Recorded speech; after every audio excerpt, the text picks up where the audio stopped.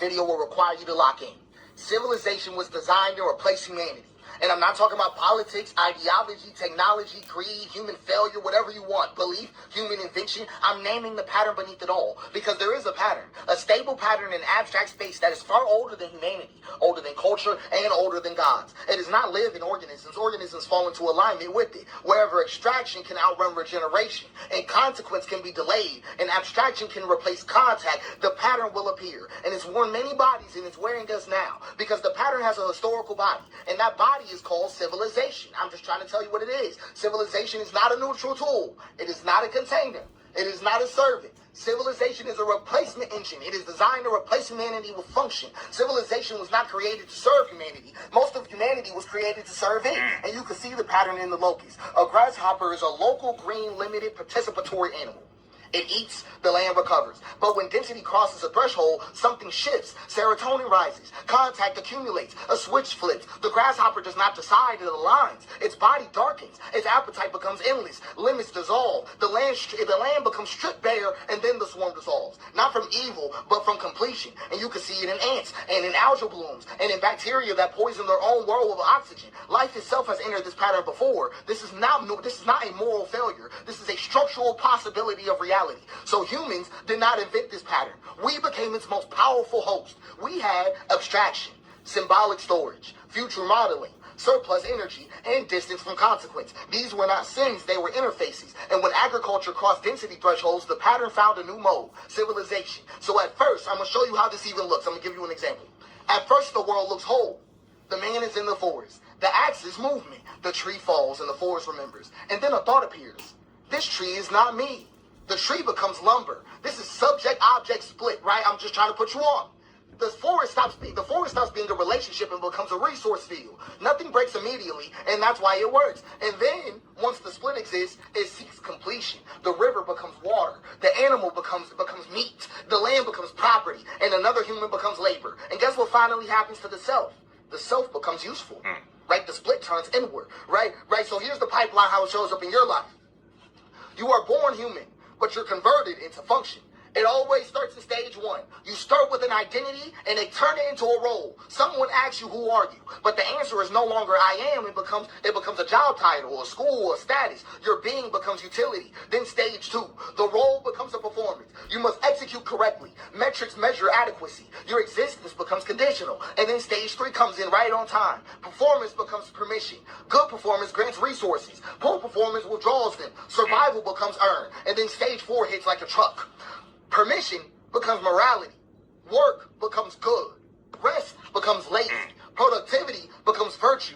Idleness becomes sin. And that morality reaches identity. I am what I produce. The conversion is complete. Human instrumentality achieved. No external oppressor required. You now self-enforce your own instrumentalization. You are your own warden, and you can't even think outside of it. I want you to understand you cannot think outside of civilization, because civilization installed the thinking apparatus. Your categories were not discovered. Race was not discovered. Race was assigned. Class was assigned. Wealth was assigned. Gender roles were assigned. Status was assigned. Merit was assigned. Success and failure were made the fuck up. I'm trying to put you on. All civilizational extractions, all of them. Even your own name was designed decided. You're right. Your naming conventions were standardized by Romans 2 full civilizational cycles before you existed. Your calendar, your week, your hours, your inheritance structures, your educational model, your legal personhood, all of them are preloaded. All of them. You do not stand in civilization. Civilization stands in you. And that's why escape fantasies fail. Because you cannot leave the water using the concepts water taught you. And this is the mistake people thinking. God can fix this. God can fix this. No God has ever addressed this situation. Because they think God stand outside the pattern. Like God's opposed the pattern. Like God's interrupted. They don't. Every God that has appeared inside history has either emerged already aligned to the pattern, or been absorbed, inverted, or repurposed. Let's go through them. Yahweh is a civilizational God from the start. Yahweh was never a threat to civilization. Yahweh is a God of law, land, borders, lineage, obedience, continuity, and inheritance. A God of accounting, a God of command, a God compatible with empire. And that's why Yahweh was not crucified, because Yahweh already belongs to the pattern. Let's talk about the real God going on here. Abba. Right? That's the interruption that had to die. Because Abba was not Yahweh. Jesus never said the word Yahweh. Abba was presence without a ledger, forgiveness without a transaction, worth without productivity, life without a hierarchy, and love without a boundary, and rest with no permission. Abba dissolved every role. Abba collapsed moral accounting. Abba returned people to participation, and that cannot be absorbed. So it was executed. They did not crucify God, they crucified the interruption. That's all they did. They didn't kill God, they killed the Father. And then civilization performed its most elegant move ever. It absorbed the corpse and then built a church around it. Let's go to Buddha. Let's go to Buddha right quick, right? Dissolution.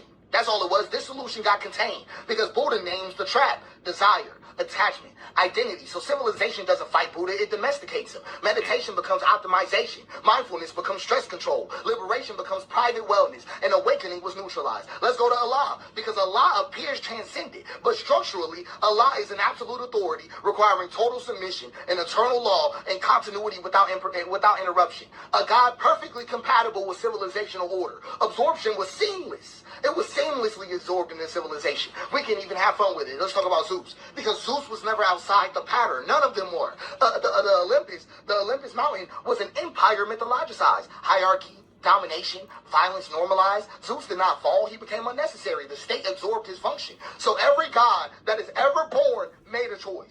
Remain illegible or become useful. That is the choice of every god. If a god remains illegible, it is destroyed. If it becomes useful, it is absorbed. There is no third option. So, I'm just being honest with you. Civilization does not deny God. No, it doesn't. It replaces God. It becomes the source of law, the arbiter of worth, the distributor of survival, and the judge of morality. And like all gods before it, it demands sacrifice. Human sacrifice, but just not on altars. So I'm going to show you what civilization does. It replaces humanity. Sure does. It replaces participation with abstraction, presence with performance, care with compliance, and relationship with roles. It turns humans into instruments of throughput. Burnout is not a malfunction. It's not a malfunction. It's the completion signal. It means the instrument has been fully consumed. So I'm going to be flat with you. No system in existence can save you. Communism is going to curdle. Anarchism will crystallize. Western civilization, Eastern civilization, capitalism, whatever you want, free market, constrained market, whatever you want. Every system will repeat the same betrayal because systems are water and abstract space has a hill. And whenever a system is poured, it flows downhill. And that basin has a name. It is the hyper throughput attractor. Every system that is ever born must choose. Preserve the human, preserve humanity, or preserve continuity. It will always choose preserve continuity. Not because it's evil, but because continuity is required for the system to exist at all. Humanity is not. So it's not corruption. I'm just talking to you about physics. So this is the most dangerous part about it. The pattern is extremely easy to instantiate. The hyper-throughput attractor does not require malice. It doesn't require greed or even intelligence. It doesn't require anybody to be bad. It requires just these conditions. So the pattern instantiates wherever consequence is delayed, virtue is abstracted, extraction is rewarded, regeneration is externalized, and continuity is prioritized. That's it. That's all. No ideology is necessary. No conspiracy is required. No central control is needed. You can build it accidentally. You can build it while trying to prevent it. You can build it while believing you're righteous. So let me give you the conditions again. Consequences delayed. Value is abstracted. Extraction is rewarded. Regeneration is externalized, and continuity is prioritized. So a village that stores surplus without immediate redistribution, vulnerable. A tool that increases efficiency faster than accountability, vulnerable. A system that remembers outputs but forgets the cost, vulnerable. A structure that survives its makers, vulnerable. That is enough. Once instantiated, the pattern does not need enforcement. It reorganizes behavior automatically because people align, because alignment is rewarded, and deviation feels unsafe, and resistance appears irrational. So the pattern does not coerce anybody, it selects. That's why every system eventually betrays humanity. That's why reform accelerates collapse, and that's why optimization sharpens the blade. Because the hyper throughput attractor is not rare, it is easy. It's easy. And this is why it appeared again and again across life, across history, and matter itself. And that's why it's so lethal. So I'm going to give you a formal definition. The hyperpredatory throughput attractor is a non-biological, substrate-agnostic, emergent pattern in abstract space that arises when extraction outpaces regeneration under delayed feedback, reorganizing agents through maximizing throughput at the cost of the conditions that sustain them until collapse terminates the configuration. So, all that is left after this, just being flat with you, is humanity. Not humanity as a plan, not as a future, but as a contact. I'm talking about bodies, land, risk, and care. No installation and no delay. You cannot leave this system. You cannot outthink this system. You cannot outsystem this system. The only thing that can ever survive this system is I am. Not your role, not your function, not even your name. Just I am.